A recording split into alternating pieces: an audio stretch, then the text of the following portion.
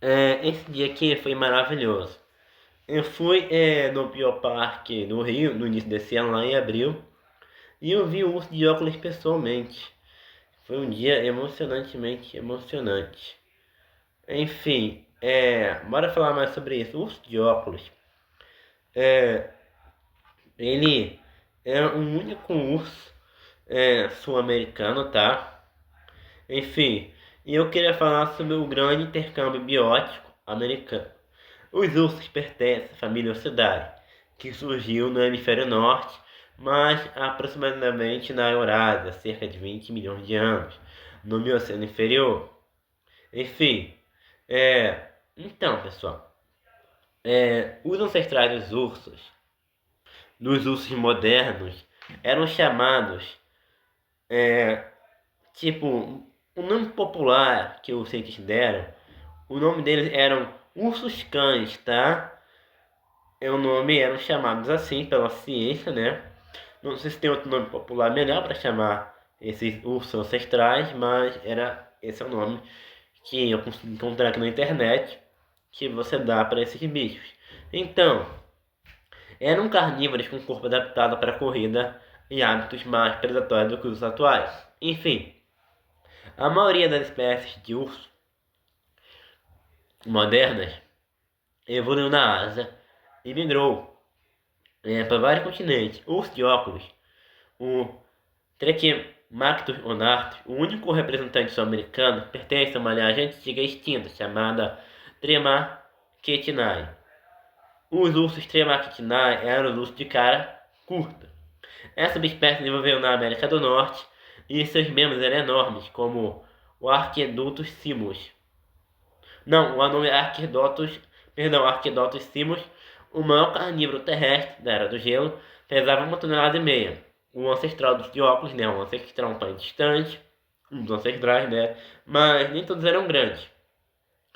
Um dos menores do gênero era o Tremactus, que é um ancestral direto do urso de óculos, né? Enfim, sobre o grande intercâmbio biótico americano, enfim, durante dezenas de milhões de anos, a América do Norte e a América do Sul estiveram separadas. A América do Sul era uma ilha continental com mamíferos únicos, taxodons, liptodons, liptoternos, nota-ungulados e uma fauna que lembrava a Austrália, mais do que a do hemisfério norte. Mas há cerca de 3 milhões de anos, durante o Plioceno, formou-se o Istmo do Panamá. Panamá.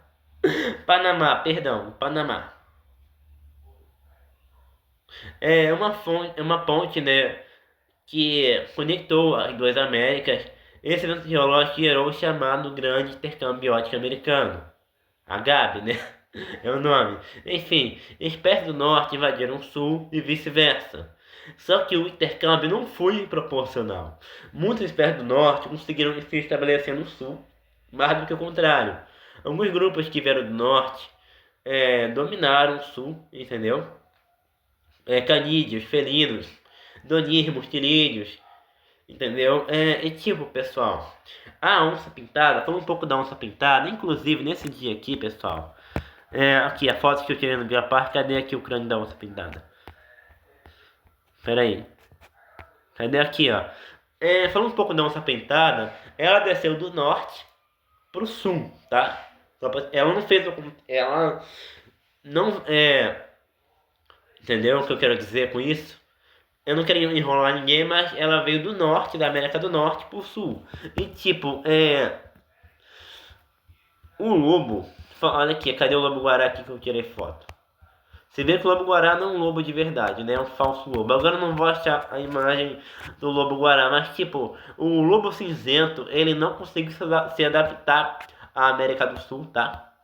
Uma coisa interessante, o lobo cinzento ficou restrito à América do Norte porque ele não conseguiu passar pela Amazônia. O que temos aqui é outro representante, um outro cadinho do lobo-guará. Não é um lobo cinzento. Na verdade, ele não é nem um lobo verdadeiro, tá?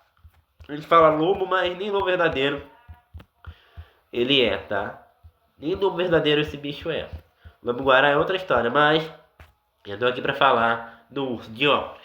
Enfim, então, Você teve migração de veados, cavalos, anta, camelídeos, roedores, coelhos também vieram do norte.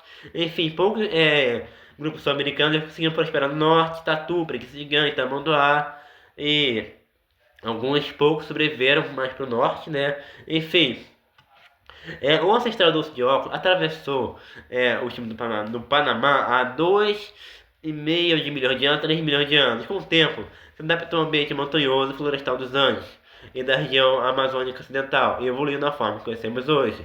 Enfim, talvez ele sobreviveu por ser um organismo mais flexível, né? Ele é flexível e pouco ocupar nichos com menores competição, entendeu? O Tremactus onatus sobreviveu, tá? Enquanto outros representantes da subfamília, como o Arquidoptros, né? O urso de cara curta foi extinto. É basicamente isso, pessoal. Pessoal, você sabia que o urso de óculos ele tem comportamento arborícola?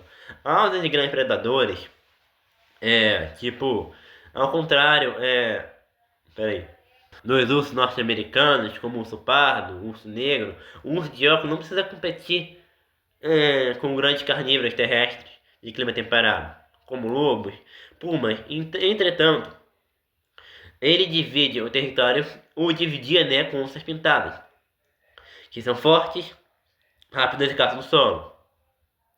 Então, antigamente, quando a América do Sul era mais preservada, talvez o urso de óculos encontrasse com ursas pintadas, mas enfim. Eu acho interessante ele ter hábitos arborícolas, né? Enfim, apesar de ser um carnívoro, da ordem carnívora, o urso de óculos é majoritariamente herbívoro. Ele sabe nadar em busca de frutas, folhas, flores, bromélias, palmitos e até milho das plantações humanas, que era conflito. Inclusive, eu não acho que, tipo, o urso de óculos virou arborícola para evitar uma pintada. Por quê? Elas mal se encontravam os animais, então eu acho que ele virou arborícola para explorar o nicho dos alimentos das árvores, deve ter sido isso. Enfim, tipo, ele tem adaptação ao relevo das florestas nubladas dos Andes, a região onde ele vive é montanhosa, nubladas, matas cerradas e encostas íngremes. Nesse ambiente, as árvores são rotas seguras e âmbitos de alimento, né? A estrutura corporal dos de óculos favorece isso, né? Tem garras curvas e fortes, menos poderosos, um corpo relativamente leve e ágil para ursos, né? O macho pesa 40 quilos, isso é pouco para um urso. Enfim, e uma coisa bem interessante, ele possui plataforma de galhos nas árvores, que funcionam como ninhos ou comados elevados. Isso é raríssimo entre ursos. Tem vários motivos, comer com força e esperança. Ele usa essas plataformas com um bufão natural, onde pode sentar-se ou se deitar para comer, entendeu? Especialmente em árvores com copa carregada, como figueiras.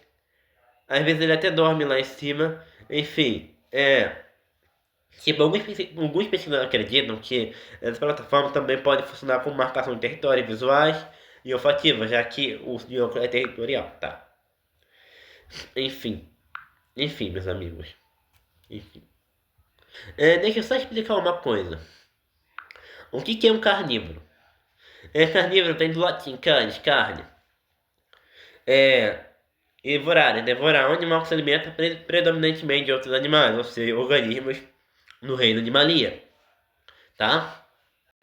Se você tem um bicho que come outro bicho do reino animalia, ele é um carnívoro. É basicamente isso, tá?